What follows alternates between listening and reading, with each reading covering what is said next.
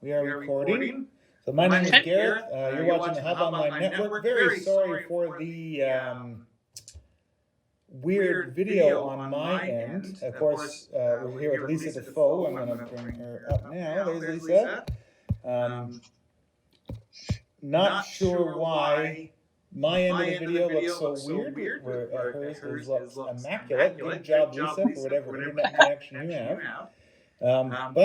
We're just going to talk with Lisa about her being a councilwoman for Cache Creek. So why don't we start with, I'll let you introduce yourself, even though I've already done it. We'll let you introduce yourself. Sure.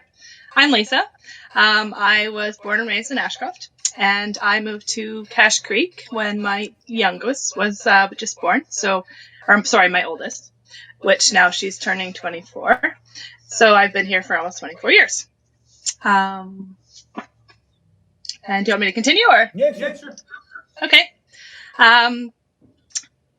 A lot's happened in my life, and I never thought politics was part of it until, I got interested with how politics worked in our little community of Cache Creek, especially after our community did so much for us. I wanted to give back. Awesome. So what was that then? How did you get involved? What were some reasons as to why you decided to run for council? I started off doing PAC through the Cache Creek Elementary School, which got me involved with some of the members who were on council. And a very kind woman, I'm sure everybody knows, Barb Shaw, kept poking me and saying, you should run. And I'm like, no. That's for older people, not somebody like me. But then my daughter became ill, and the community rallied around us. And again, when I came back, and I kept wanting to give back other ways. So we raised money for Variety Club and also some other pushing to help raise funds for people who are in the same circumstances that we were in. And then that little birdie kept poking me. So it intrigued me to run for council. So I did. And how long ago was that? Oh, that would have been 15 years ago I started getting the pokes. This is my third term on council. The first term was, of course, the smaller, and then it's now changed to 4-year terms. So I've been on council now for 9 years. Wow. Yeah, so it took me a few years of convincing me to do it, but I'm very glad I did. So what were some of the things at the time that you wanted to give back to the community? What things did you have in mind? Did you think that you could do through council to do that? I felt that lots of the programs that were being offered at the time were mostly older oriented and not so much including families. And we wanted more families to be able to live and grow in Cache Creek. So my goal, one of my biggest goals, was to try and bring more events for families and whatnot back to the community and keep them going. It's been a hard couple of years, and those activities have been few and far. I mean, it's been a very challenging 5 years since our flood. So we've been kind of picking up the pieces ever since. But I still feel that we need families to live and grow in Cache Creek, and we need business to develop and flourish. So those are my big goals right now. Have there been any sort of challenges to go, not against necessarily, but you know what I'm trying to say? Has there been anything that has sort of stopped you from achieving that goal, or have you noticed anything that you hoped you could do through council but you ultimately couldn't? Well, there's lots of things that you think you can do when you first start, but then you find out you have to follow a process, and that process sometimes takes longer than you would like to hear. So those are challenges and roadblocks that we still struggle to try and weave our way through, and I keep trying to advocate for our families, and that's really, you just kind of got to keep pushing through. It'd be really nice if we'd stop having emergencies, of course. That is another challenge because that costs us money. And if we have to spend money on other areas, we can't keep moving forward in other areas. that being said, so now you've been a councilman, like you said, for about 9 years, about the same time that I've been living in Cache Creek, and there have been lots of crises in our town. Yes.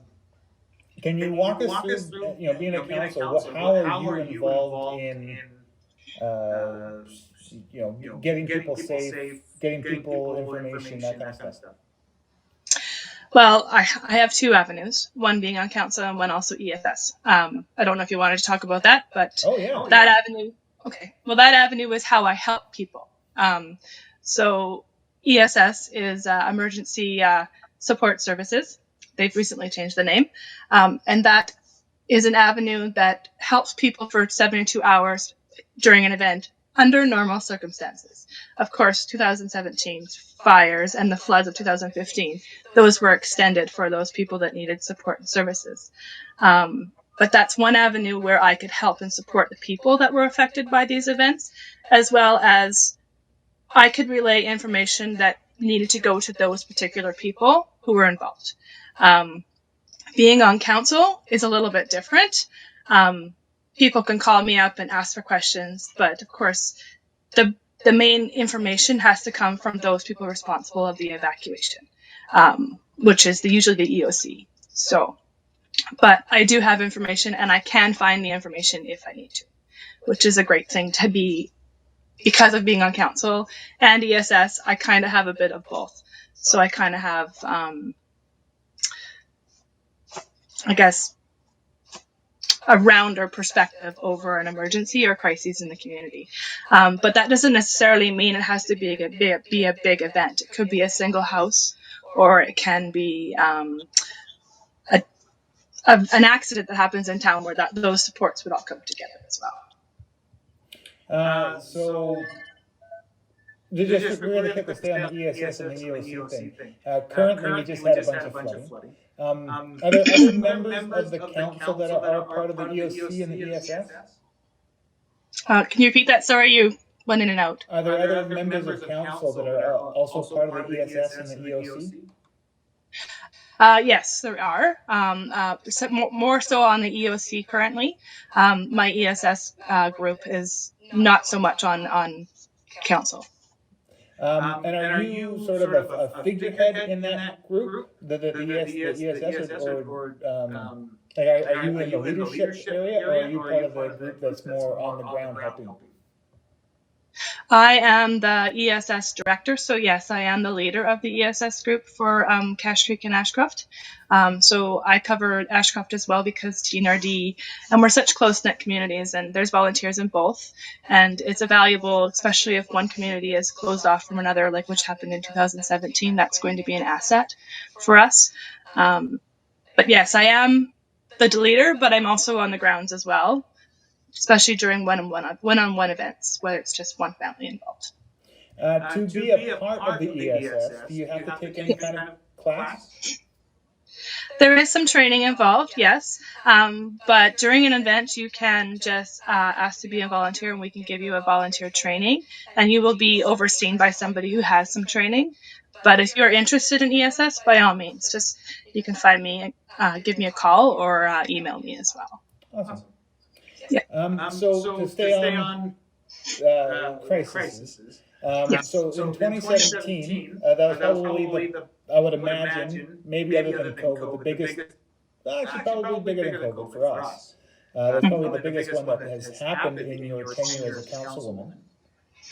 I would say also 2015 is quite equal as 2017. Interesting. Yeah. How so in your opinion? In 2015, we had several people who were seriously affected by that flood that happened on May 23rd.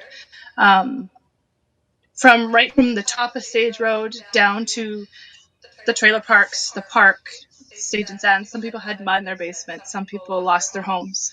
Some people had nowhere to go after the event, and still their homes were not replaceable. And in a flash flood, it's called an act of God. It's not necessarily covered by insurance. So that was rather challenging for those members of the community. And I feel that's when our community started to become more of a let's help our neighbor kind of. And we really built relationships in 2015. And I think that has carried us over these events over the years. And 2017, the same. It brought our community again close together, and we were helping each other out. And then I think COVID, we've been doing it for so many years now. I think it's just part of our nature. Yeah, COVID sucks, but I think 2015 and 2017 were probably the worst crises our community's ever had. We sort of consistently every year seem to have a bit of a flooding issue. Yes. And this particular year, there seems to be a lot of work put into the riverbanks and the creek banks and stuff like that, which is a thing that hasn't necessarily been seen in previous years. But do you see sort of a year?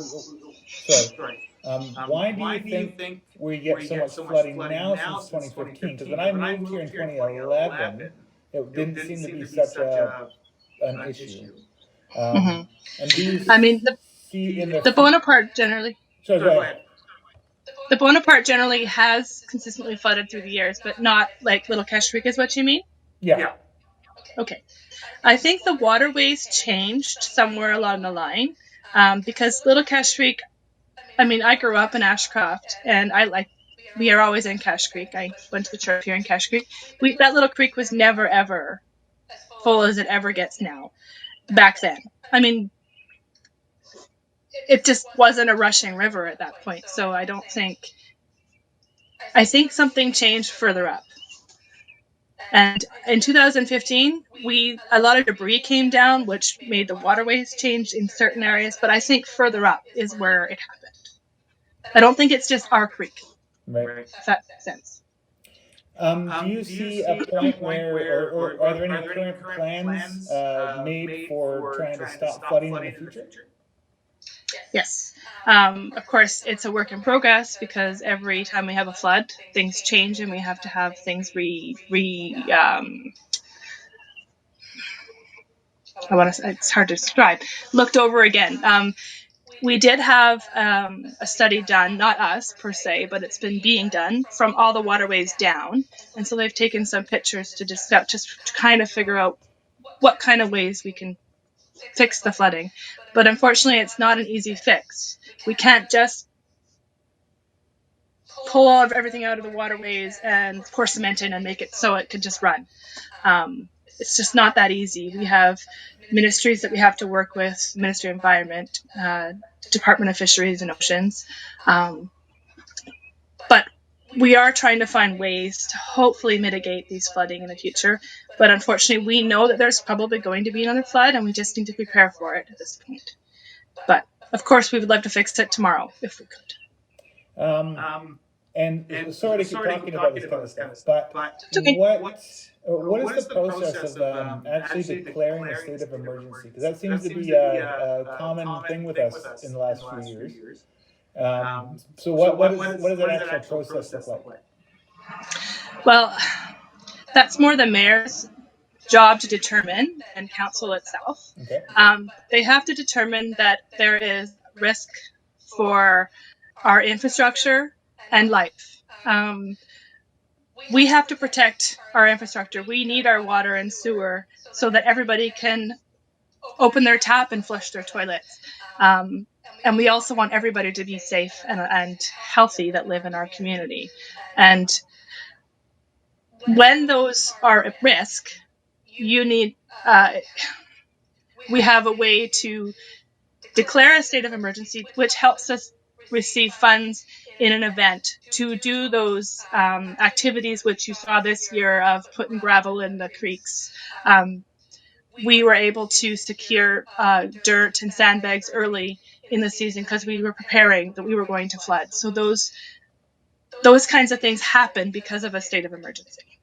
Okay. And those are 100% funded by the government, we get reimbursed for those events. If they qualify, of course, they still have to qualify. So since 2015 then, because again we've been having consistent flooding, has there been sort of in your view, a yearly progression of getting better at handling the floods? most definitely. I think this year was significantly a lot stronger. The team worked really well together. We were a bit, I mean, this year it happened, and then having COVID on top made things really challenging. But I think we brought people in early because we saw the signs that we saw previous years earlier.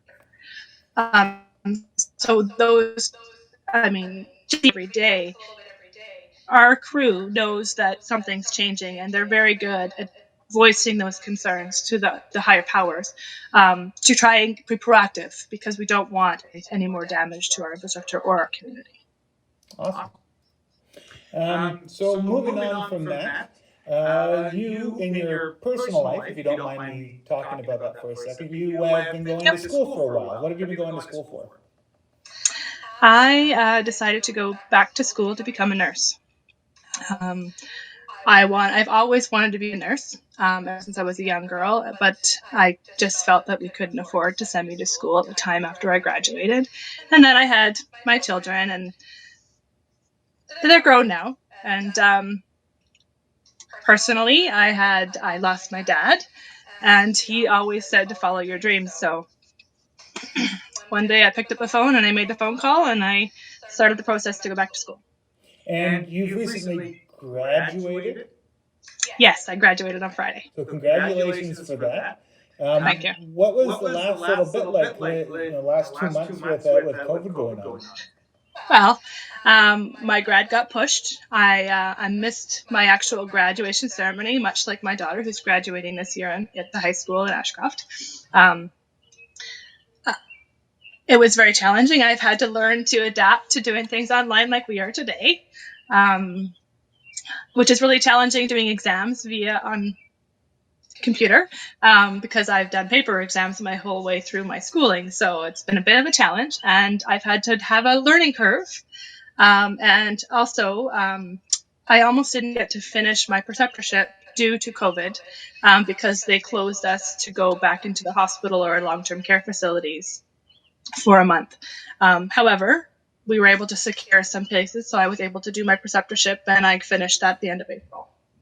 Awesome. So, do you have any more schooling to do, or are you now? What was your? If you were to get a job tomorrow, what would your title be? I would be an LPN. Okay. So, do you have more classes coming up?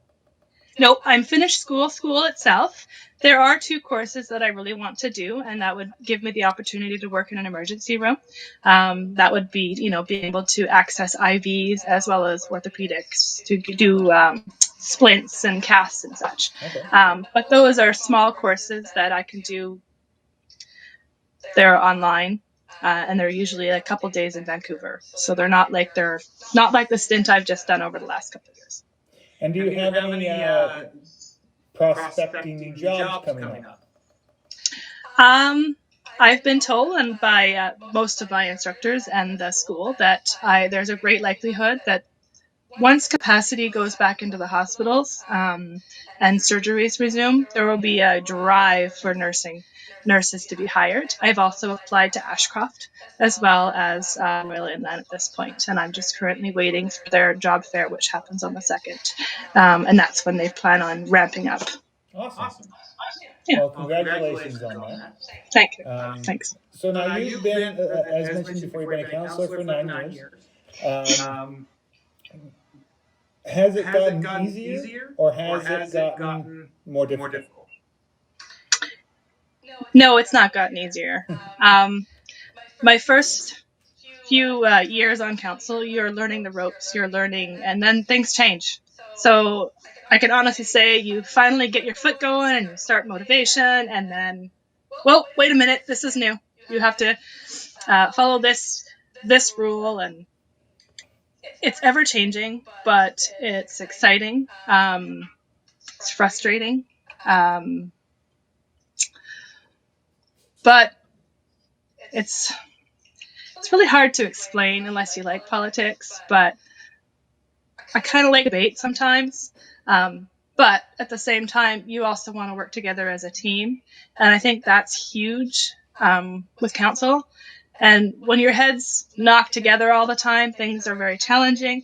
But I have to say, we've been very fortunate that hasn't always been the case. Yes, there are some times where that happens.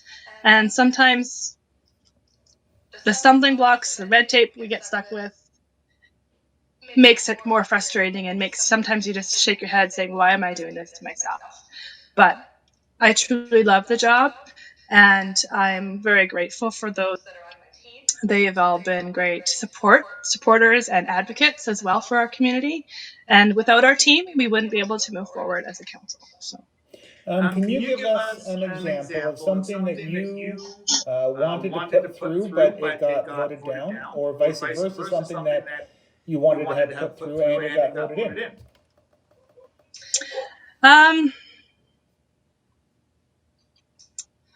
Trying to think all the way back to the beginning. There was things that I thought would be valuable for industry. I thought greenhouse, building a greenhouses in our industrial areas would be a great thing. But at the time there's so much to start a process. It's like, okay, well, it's a great idea. We'll just keep that idea over here on the shelf at times. So it kind of feels like sometimes when you want something, it sits here for a while until you have more than one person that's really interested in it. It's hard to not explain, but it's just, there's lots of things. I mean, I want industry, but industry is not easy to come by. And it's not easy to take to the next level by yourself. And I think if we wouldn't, we're always trying to fix things that are broken right now, and it kind of gets in our way. And I'm hoping that moving forward, we can stop or do more mitigation into stopping those things from breaking and having the means to be able to take things forward, such as increasing our industry. There's no specific topic at this point. There's been lots of topic of things we want, and we have a huge wish list over the years, but I don't know where those wish lists ended up. We've had a lot of changeover in the office since I've been on council, and that's really challenging to get over as well. That's mostly the stumbling block. When your staff changes over and over and over, you have to rebuild where you were that last. So my very first 3 years was this person, and then it changed, and then it changed, and changed again. So it's just been change and red tape. Oh, that's fair. That sounds like politics. Yeah. Well, so let's say everything was fresh again. What's something, nowadays, and let's say that COVID wasn't happening, if everything was in a perfect state of being, what would be a thing that you would want to see Cache Creek have? So that's like a nursing question. If you had the real world, this is how you'd answer it. Yeah. Just kidding. What would I love? And this is like a wish list, bucket list. If you just were given $5 million and said go to town, what would you do? I would love to see a multiple recycling facility in Cache Creek. Really? A MRF is what they call it. Yeah. Okay. Yeah. Right on. Because then we could utilize cleaning up. We have our landfill that's going to be opening, but this way we can mitigate what goes in that landfill to extend its life. And then it also helps the environment because it takes those things out of the garbage. So I think it's a win-win. It's a lot of money to get a MRF. But that would be my ideal dream if we could have one. Yeah. Okay. Well, that's a very good dream, as it were. So now that so here we are. It's 2020, and we're in the middle of COVID. How do you see us? And we're talking about things, reopening and stuff of that nature. How do you see our reopening going on? Well, since things are starting to reopen, I'm seeing a few people becoming relaxed. We still need to be very diligent, especially with my nursing background now. I understand we might think we're invincible, but we're not. COVID is something that could kill you, and we need to be mindful of that. So we need to be still stay that. I mean, yes, we can increase our bubbles and do that, but you have to remember those people that you share in your bubble. You need to know what they do every day. So, for instance, if I worked in the hospital and I was working with COVID patients, would you want to be in my bubble? It put you at risk. Right. So, not to say that I would, my family is in my bubble, but if I was exposed, I probably would live in my trailer and I wouldn't be living with them. Right. Because I don't want to expose my family and my loved ones to that. But we need to be mindful that as things open, be very, very diligent about cleaning your hands and not touching your face. And masks and gloves are great, but they need to be used correctly. You need to wear your mask correctly. If it's not worn correctly, it's not going to protect you or anybody else. And the same goes for gloves. For me, I don't wear gloves because for me as a nurse, when I put a pair of gloves off and I touch one thing, those gloves are contaminated. They're garbage. So I think we all need to be very mindful about being safe because we all want our loved ones to be here at the end of the day. Awesome. At this time, is there anything else that you would like to talk about? I wish there was a questions period, but there isn't really, right? So, I think some people might appreciate that there's no questions.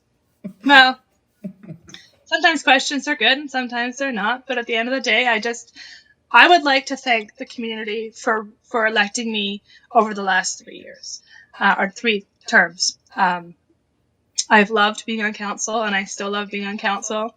And I haven't been not focused on council. Council takes a lot of time out of your day and you don't necessarily know how much time you put towards it.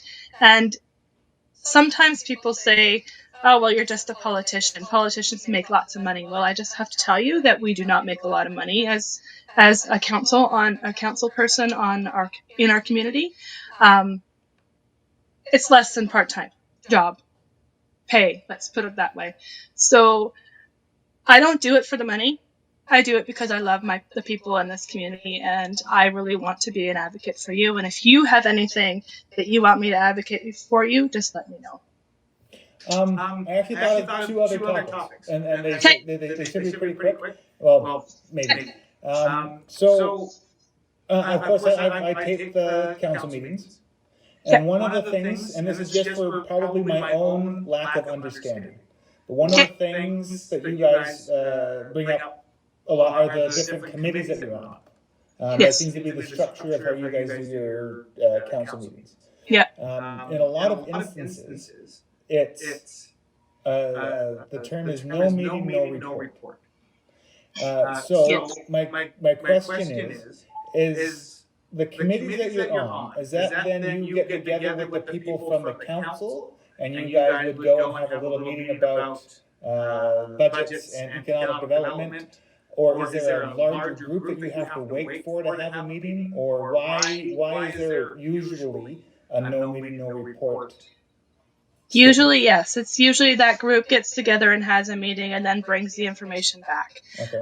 Over the last year, it's been a bit challenging because there really hasn't been an opportunity to do some of those meetings. Certain committees are a bit different because, for instance, the community liaison portfolio has multiple agencies, I guess you can say, that you would meet with. So, for instance, Gold Country, Hat Creek Ranch, there's the hospital, there's Canada Day, there's Beautification Committee, there's so it's got a lot of different. So over COVID, of course, we haven't been meeting, and we've been dealing with a lot of kind of cleaning up our past emergency events. So lots of things haven't been worked on yet, and there are some plans to continue to have more meetings when we're allowed to have more meetings so that those can come back and be reported on to the community. It's not that we don't want to, it's not that we're not meeting on purpose. We're not meeting as, well, sometimes we can't meet, or sometimes there's nothing to meet quite yet because it's still in the works of being developed. For instance, that policy and bylaws have to be adapted and changed or whatever the years. So you have to meet prior, and then when things are ready, they come back, and that's when we would make decisions on those. Okay. If that makes sense. No, that makes sense. So like my understanding of it until this point was, if you're on that committee with Councillor Coomber, let's say, you guys, you know, just the two of you would get together and then talk about whatever the topic is and come back. And so, because that's how I thought it was, whenever I hear no meeting, no report, I'm like, well, why can't the two of you just get together and talk about that topic? So if you're waiting for a larger group of people, that makes a lot more sense as to why that would be the case. So yeah, sometimes there's more players that have to be involved in those conversations to help us develop those things. Yes. Okay. Well, thank you for that clarification. And the last question, and this seems to be the one that we get asked the most, and I'm sure the one that, if there was a pressing issue in Cache Creek, is the one that you get asked the most, and this is about the Cache Creek pool. Yes. You seem to be an advocate for keeping the pool. What would we have to do in order to, now granted COVID has kind of put it off for this year. Yeah. But moving forward, what do you feel we have to do in order to have the pool in 2021, 2022? We need more revenue. We definitely need more revenue. And what we need to, the other thing about the pool is the pool's age. And we can open it, and then the next day it could be broken down again. And we've been, I mean, that's the biggest challenge we need to fix.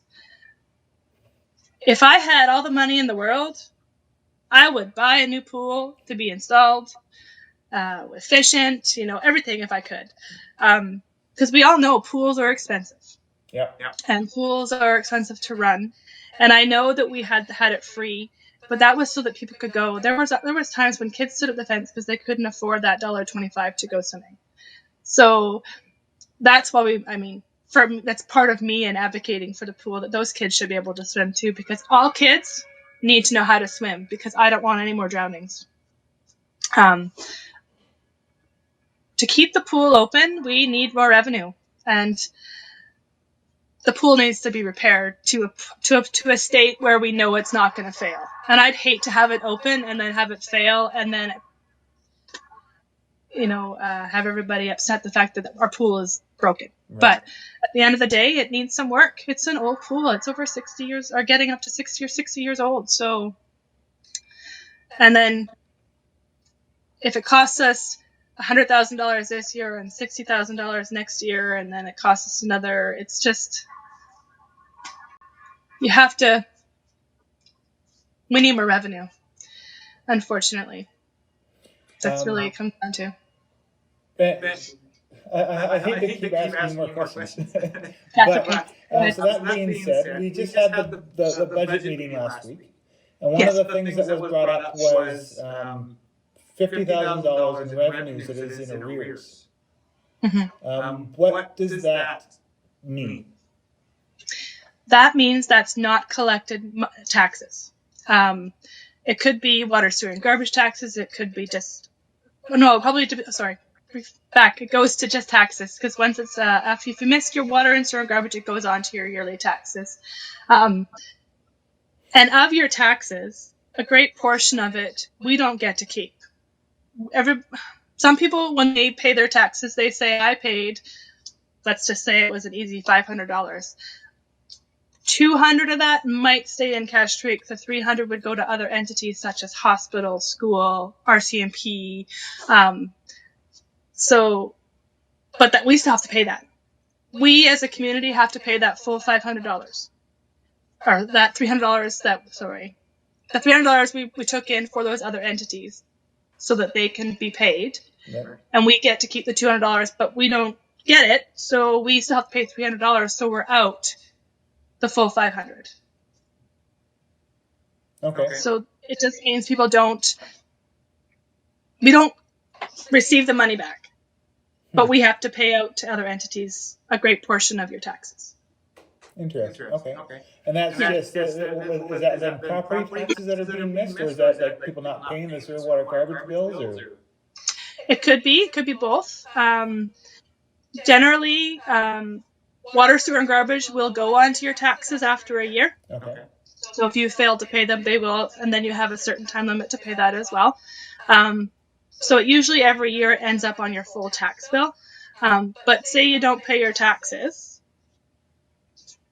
and then you don't pay your taxes again, that bill's quite large, and it becomes harder to pay. Sorry, go ahead. Is there a recourse for the village to go after the people not paying the taxes, or?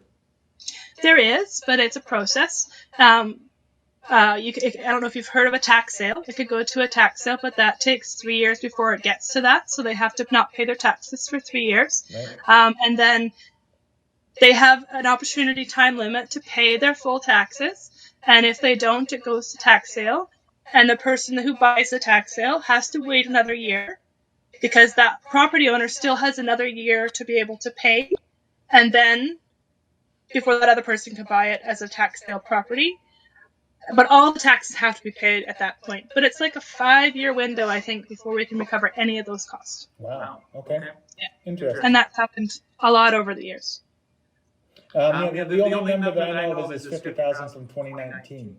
Yeah. So it's been an ongoing problem for, okay. The more you know, right? Right. So, okay, well, that, I've kept you now for about 40 minutes. I'm going to let you go. Okay. Thank you so much for your time. Thank you. Is there anything else you'd like to talk about again? No, I'm good. You're good. I'm good. Awesome. Thank you for the opportunity, though, and I appreciate you doing this for our community because it's a valuable service, and it's for those people that can't always come to our meetings, and we wish you all could.